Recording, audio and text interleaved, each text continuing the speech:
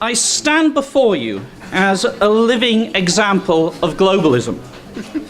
I am a pro-Brexit libertarian Briton, living in America, talking in a non-EU state about the crisis of European politics. A populist demagogue might say that I am what is wrong with the world. In this talk, I hope to explain why, and also convince you that I am not. Let's turn back to Hayek.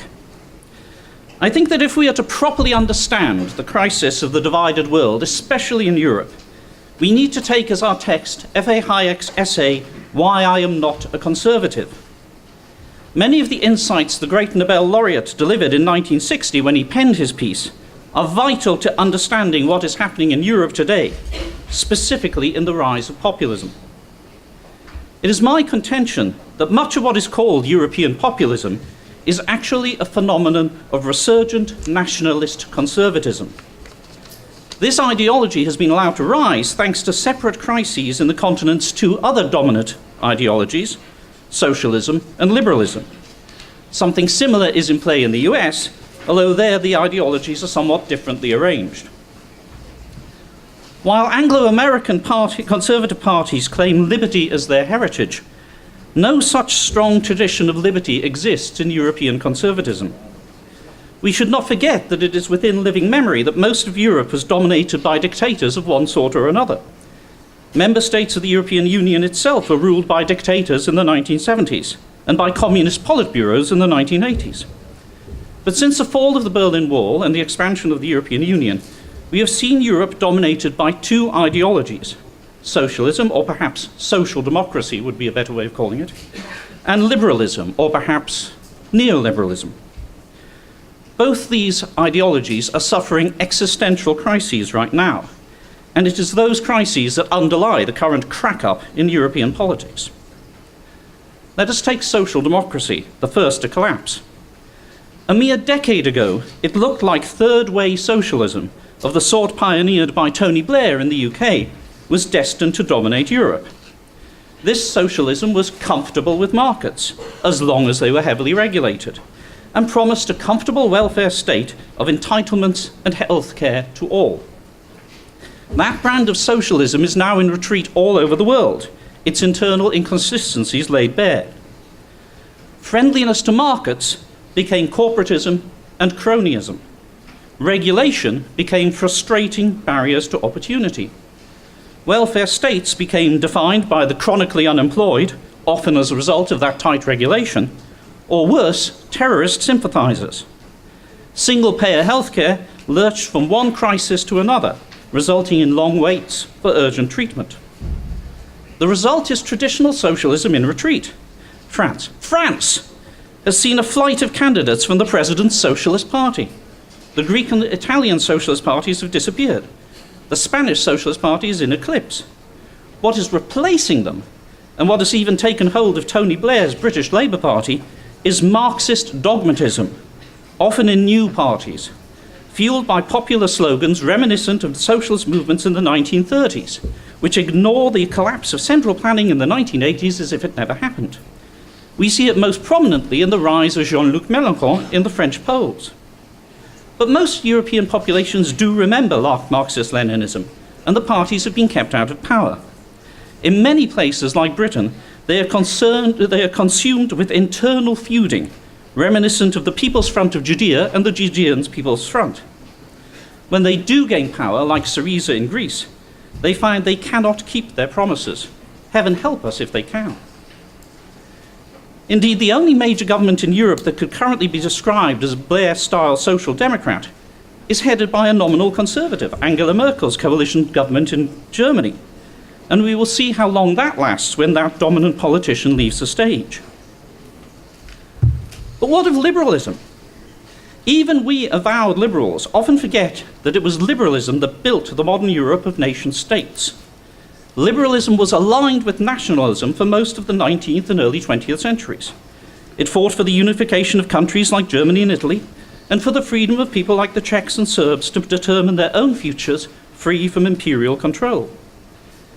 Yet after liberalism found that it lost its voter base to more aggressive socialists, It reinvented itself after the war as an internationalist movement and threw everything it had into building the post-nationalist European Union. Liberals across the continent became the champions of the European project. Yet what profit a man if he'll gain the world and lose his soul? In building the European project, liberals forgot the central idea of liberalism, that people should be free to choose their own destiny and lifestyle. The European Union became the flagship of transnational regulation, beating down individual initiative and entrepreneurialism. It mandated working conditions across the continent as aggressively as it imposed standards for bananas. Liberal parties have been seen as champions of the unpopular globalist side of the European Union. The result has been disaster. The Liberal Democrats in Britain and the Free Democrats in Germany, in coalition government within the last decade, are down to a handful of representatives or even none in their national parliaments. Only in countries like Estonia, where the parties are more libertarian than liberal, have they retained influence. So with both socialism and liberalism in retreat, who was to fill the gap? Christian democracy had been in full retreat for decades as the continent became more secular. The answer was quite clearly conservatism. Yet as Hayek asked, what do we mean by conservatism when we talk about continental Europeans? The old traditions are quite frankly dead. Previous generations of European conservatives would have been pushing for the restoration of monarchies. This is off the table now. What do they stand for? This is where Hayek's essay is once again relevant. He said, rightly, conservatism proper is a legitimate, probably necessary, and certainly widespread attitude of opposition to drastic change. What are the drastic changes afoot in Europe at the moment? For the large part, they are the product of the European project. Mass immigration from the Middle East and North Africa, fueled by the abolition of internal borders, is the big one. Whatever we as libertarians may think of the benefits of immigration and free movement of peoples. Couple that with mass unemployment of native populations, thanks to the disaster of the Euro experiment and the continent-wide employment regulation, and you have a crisis that will provoke a political reaction. Should be no surprise that the conservative revival in Europe is nationalist. Yet there is another drastic change afoot that results in an interesting dynamic largely alien to Anglo-American conservatism. Mass unemployment, a creaking tax base thanks to the suppression of entrepreneurial activity, large numbers of immigrants and other factors all contribute to an entitlements crisis. Yet the reaction of continental conservatives, as Richard mentioned on the previous panel, has generally not been to reduce entitlements, it has been to defend them. The nationalist conservatives in Europe have sought to shore up their entitlement programs mainly by threats to end entitlements to outgroups like immigrants. Many of these parties are avowedly big government. Why is this? Again, Hayek has the answer. As he says, two characteristics of conservatism are its fondness for authority and its lack of understanding of economic forces. Or as my friend Janet Bufton of the Canadian Institute for Liberal Studies puts it, conservatives tend to be over-skeptical of economic theory and open-ended change, and be under-skeptical of authority and the use of government power. The result is big government, nationalist, muscular conservatism. Marine Le Pen exemplifies it in the West. Eastern Europe has seen a succession of nationalist conservative governments elected. Nationalist conservatives are in coalition with Syriza in Greece. In many cases, these parties are led, as in Hungary, by people who believed in economic liberalization in the 80s and 90s, but who have changed their mind. They believe that they have seen proof that these policies failed, again something that Hayek notes as an identifying characteristic of the European conservative. Yet they fail to appreciate that this is at least partly because of the transnational restrictions on economic freedom imposed by the European Union, rather than any intrinsic problem with privatization and small government, again demonstrating Hayek's contention that European conservatives are over-skeptical of economic theory. This rejection of Reagan Thatcherism is why I believe that European conservatism is also in crisis. Their infatuation with big government will mean big problems for their economies. And the problem has spread even as far as the US.